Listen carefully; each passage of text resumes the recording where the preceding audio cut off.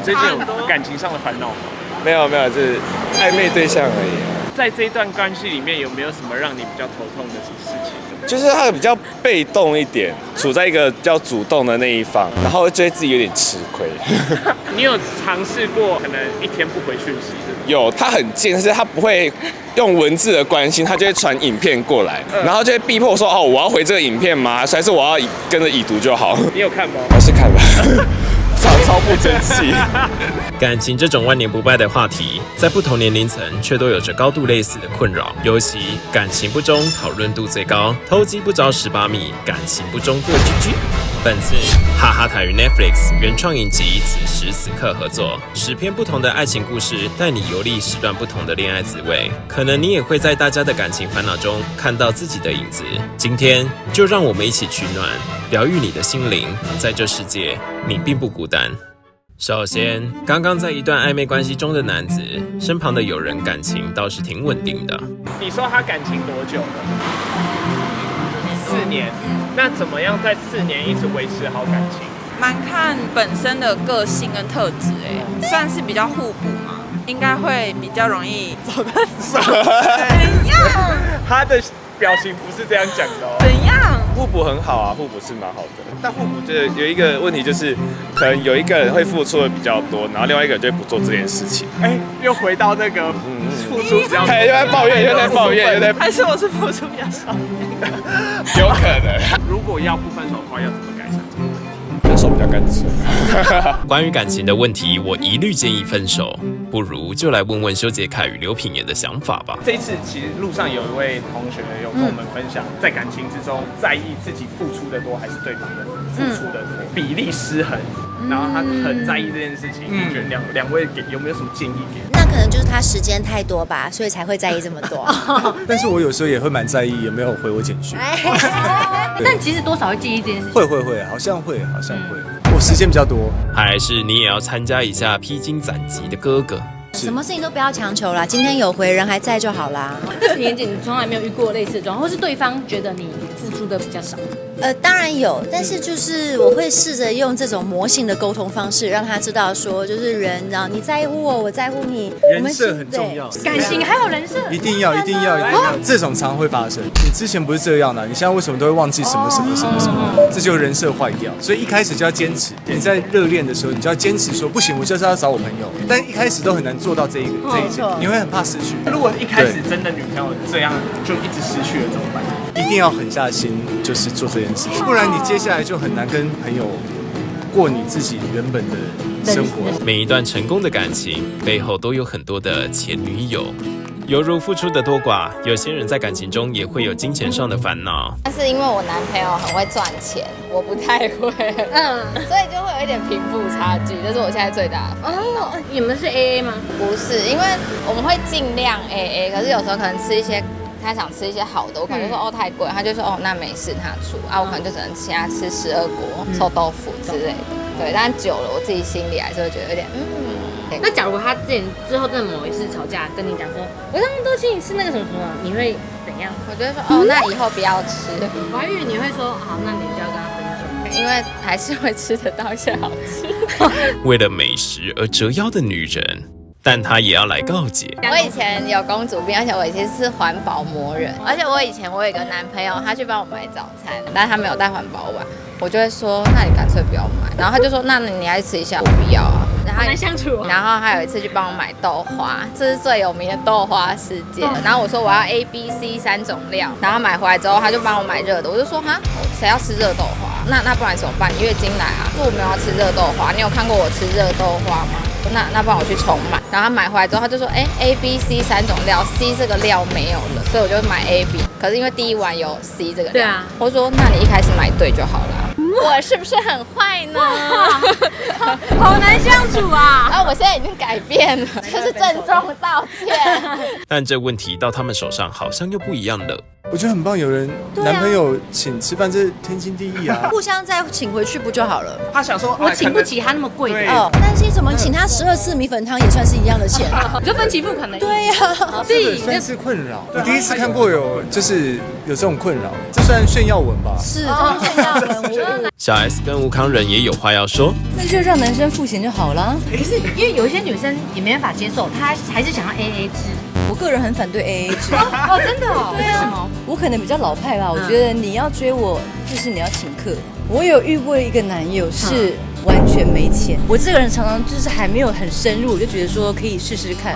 然后看到他身高，我想说这个身高我没有试过，我就答应他了。我从来没有交过超过180的男生，就是要吃大餐，就是我主动会给卡，然后要出国就是我自己会安排，然后付他的那个机票啊、饭店的钱。好想跟你交往哦。下辈子投胎技能我一定要点身高。然后我就一直拜托我身边所有的那个工作人员说，可不可以拜托帮他弄个工作？然后他就好不容易接到一个工作，然后他就很倒霉，因为他那个工作赚了6000块，然后回来之后他就说 fuck， 我6000块不见了。然后我就想说怎么办？然后我就想说趁他洗澡的时候把6000块放在床底下，然后上演一个就说你钱其实在床底下。你怎么知道他是6000块税内还是税外啊？不愧是兼当自己经纪人的那个男人。这段关系结束之后，我就跟我的姐妹淘说，我不要再跟 loser 交往，我要那个当时那个欲望城市里面的大人物。我说我要 big man， 他是 big man 吗？我没有看过欲望城市。是吗？你没有看过欲望城市？你有看过吗？我没看过。6人行，我们看过。给一些正常一点、建设性一点，好不好？就是那你可以平衡一下，也许他请个3次，你跟你男朋友商量一下，我们下次去吃一个比较你请得起的，然后交给他，而且很努力赚来的钱，感觉会更有成就感，你会更踏实，所以。不要在意，如果你们相爱好好相处，给他请没问题，但是偶尔让你去付，这样就好了，是不是？突然觉得感情专家突然觉得你好像康永哥哦。好，康熙来了。这位壁纸师傅遇到的情况就比较特别一点。最近近期有没有什么感情的烦恼？遇到太多奇葩算吗？那个时候我跟我姐姐去看鬼片，就是我看到一半，她就一直传讯息给我说，她要去公墓，她说她阿公在公墓那边，她说她想要去找他，晚上凌晨2点，傻爆眼。结果嘞，我吓到爆啊！那后来怎么了？就是让她淡掉。不想要再继续下去？不想，我觉得这女生超有问题的。她知道真正的分手？我不知道。目瞪口呆。于是我们决定前往墓园求证。很巧的，在捷运上偶遇了暧昧中的博宏跟露露。刹车！小心！看来是。他的女朋友在半夜2点多的时候，突然传讯息跟他说，可不可以去公墓？我想要见他公。现在，那就跟他一起去啊，然后车上要播蒙啊播雅嘎，我乱来，精神刚地，我将 TV 啊，遇到一个疯，你就比他更疯。哦，对，这招好像不错。对啊。所以你有遇过疯的吗？我本身就是疯的。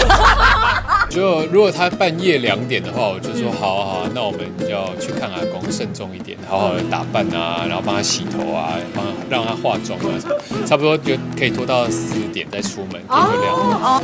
我刚以为你说你要帮阿公洗头，我刚也以为，我刚吓一跳。那如果他今天是想要跟他分开，有没有什么建议让他要怎么样远离这个女朋友？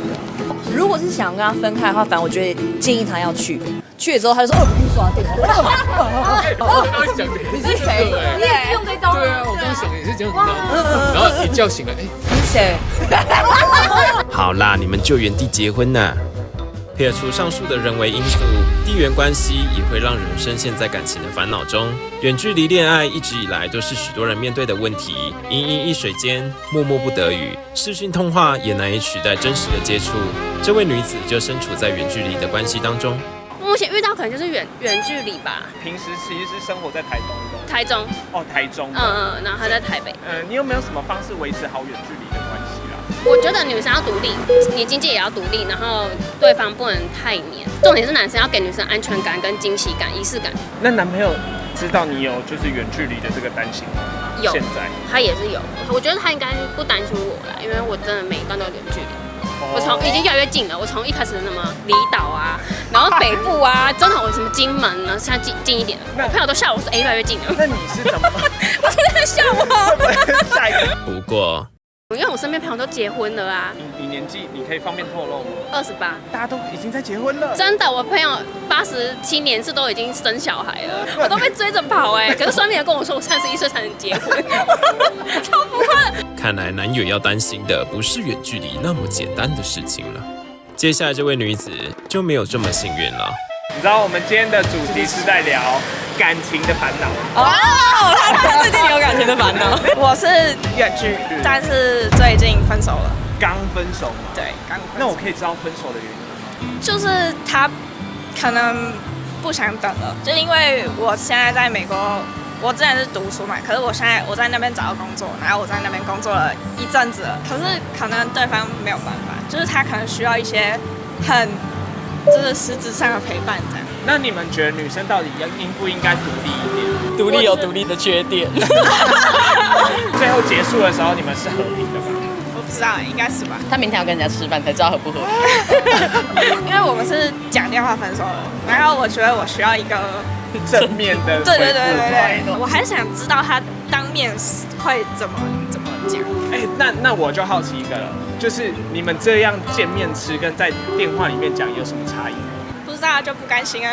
所以目前这段关系就不要，没事啦。对不起，我们不要聊这个了，我们不要聊这个了。远距离这种问题，就交给有经验的王静以及朱宣阳来分享吧。两位对远距离的想法是什么？远距离恋爱就是两个人分别在。你觉得大概多远就算远距离？台北桃园可以算远距离？算吧。可以，已经算了。大概怎样？没有办法远距离。那你的远距离大概是多远？5公尺这样吗？超过5公尺就不能接受这样吗？好像是是的，据统计，全台大约90%的朋友都在远距离哦。我初恋的时候就是远距离，就是美国跟台湾，然后就有时差，就你们会必须得要为了一个见不到的人，然后去改变你自己的作息什么的，浪费精力啊。远距离的时候有什么技巧可以分享给这个观众？对，是不要啊，就是不要，因为有时候可能遇到什么困难，或者是需要一个人陪伴的时候，就那个人就不在你身边。你们可以接受电话里面分手？被电话分手，我 OK。看心情。看心情是什么意思？有时候可以，有时候不行啊。什么样的时候可以？什么样的时候可以？就是还好的时候就可以啊。听君一席话，如听一席话。其实我都被阻止的那种。你会阻止他？我都被朋友阻止的那种。所以你也是跟他一样的？对。那你心里在想什么？为什么死都要见到？死不瞑目。想要知道原因，你很合理，我可以理解他的心情啊。就是如果要分开，还是要好好的说。可以理解啊，可以理解。只是你到底想怎样？我可以理解，但我没办法这么做啊。我一律建议就是真的是就是如果要谈分开啊，因为有些人可能会比较情绪上来就对很抓嘛，很疯那种，我就觉得见面会很可怕。如果假设你那个远距离的男友，他突然飞到台湾跟你说，明天我们见面吃个饭，我们见面聊聊吧，你会赴约吗？我会请他离开。对于感情这种烦恼，这位大哥也要来给远距离的妹妹一点建议。因为我们刚刚有一个女生，她不小心访到她自己开始哭，就是她有点放不下男朋友。她就是太爱了才会哭。那你是怎么看待大家现在就是爱恨情仇啊这些东西的？就是不要太爱就好了，不要太爱就不会生恨，爱会生恨。对儿子孙子会不会有时候会有感情烦恼？有啊，他们有跟你讲过吗？为了钱啦，好务实的感情烦恼。我们像我们年纪大，不要管太多你家的事，你管他管不了，你就一些棺材本都给他弄走了。所以说人啊，没有注视天诛地灭，不要太注视。我的人生观就是这样，适当就好。适当就好了，所以太注视没有用，生不带来，死不带死，钱够用就好了。不过。好啦，谢谢大家。好好的赚钱。好，看来还是不能没有钱嘛。我都是那种越爱到后面比较越来越喜欢，可是男生都是相反。就是我高中3年交往，然后那时候就吵架，然后我生气就说，那不然就是分开啊。后来呢，他完全都没有回我讯息，就直接已读。后来我就跟他道歉，说什么我讲话太冲了什么，然后他就说啊就是分手了。然后我就觉得哈，你觉得你在讲气话？对，而且他明明也知道，他就是想说，那就表示他就本来就想跟你分手。对啊，你们现在联络吗？没有。那你有什么话要对他说？如果他看到影片，反正他现在变很丑，很胖。不要太爱就不会生恨，爱会生恨。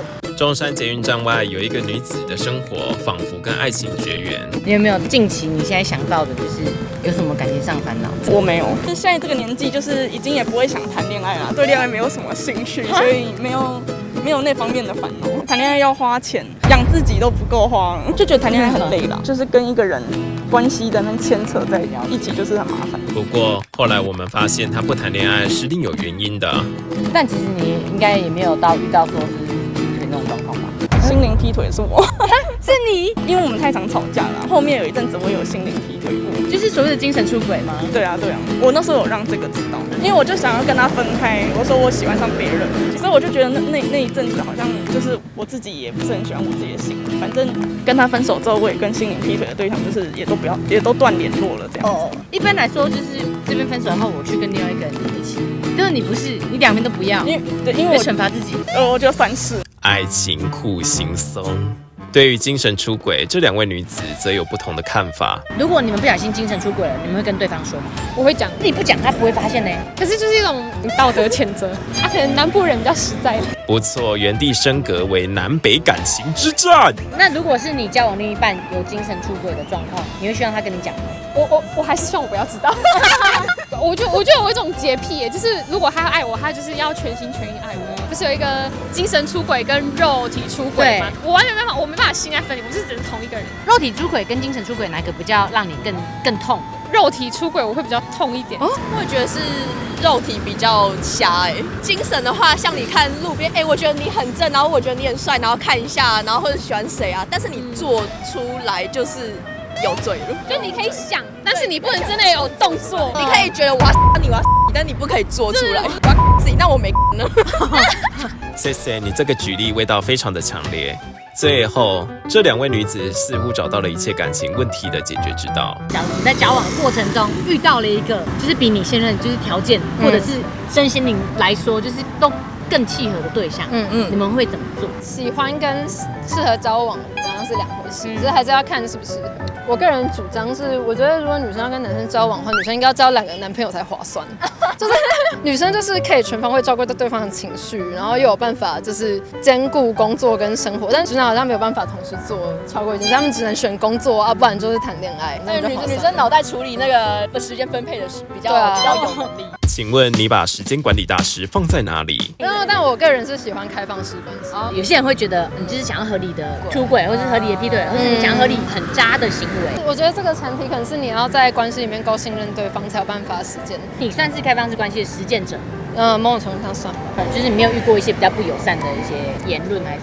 我觉得多少还是会，就是把你当成奇珍异兽的问题，就说那这样子的话，你要怎么样才可以跟对方发生关系，还是怎样之类的。然后我就不是很喜欢这种问题，就是感觉很像预设你是异类嘛，或是你比较不是就是不同于常人的关系，但我自己觉得这样就是很正常的。你刚刚那个问题会遇到矛盾，就是感情是封闭的状态下才会有这个困扰。如果开放式关系就没有肉体出轨的问题，其实他一个对手啊，就是开放式关系可以解决这所有问题。对啊，然后而且开放式关系是看有2种，一种是多角恋，一种是单纯的身体关系是允许的。然后所以多角恋就可以解决精神出轨问题，另外一种单纯肉体式开放式关系的话，就可以解决肉体出轨问题。哇，好百搭哦！结论：解决一切感情困扰的方法，开放式关系。感谢2位这样偶遇还愿意给我们访问，我们送一个小礼物给你们，一个钥匙圈。谢谢。我会送你一个礼物。好啊。推荐你要看一个很好看的剧。什么剧？对，叫做《此时此刻》，它会是就是2023最棒的礼物。哦，你说我妈这一集，这整个戏。有啊，我还说你说我妈，我敢说你说我妈。痛快的说你是谁或许都无关，只管现在